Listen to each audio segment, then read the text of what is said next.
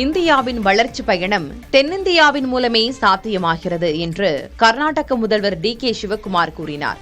மாமல்லபுரத்தில் நடைபெற்ற 31வது தென்னக மண்டல கவுன்சில் கூட்டத்தில் சிவக்குமார் உரையாற்றினார்.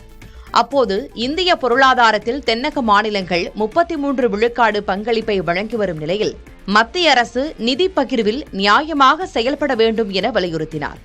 15வது நிதி ஆணைய பகிர்வில் கர்நாடகாவிற்கு 65,000 கோடி இழப்பு ஏற்பட்டுள்ளதாகவும் மாநிலங்களுக்கு பகிர்ந்தளிக்கப்படும் நிதியில் கர்நாடகாவின் பங்கு 4.7 விழுக்காட்டிலிருந்து 4.1 விழுக்காடாக குறைந்துள்ளதாகவும் சுட்டிக்காட்டினார். தொகுதிகள் மறுவரையறையில் தென்னக மாநிலங்களின் அரசியல் பிரதிநிதித்துவம் குறையக்கூடாது என கேட்டுக் கொண்டார். நதிநீர் விவகாரத்தில் மாநிலங்களிடையே போட்டிக்கு பதிலாக ஒத்துழைப்பு அவசியம் என கூறியவர், காவிரி, கிருஷ்ணா உள்ளிட்ட நதிநீர் விவகாரங்களில் கர்நாடகாவின் சட்டப்பூர்வ உரிமைகள் மதிக்கப்பட வேண்டும் என வலியுறுத்தினார்.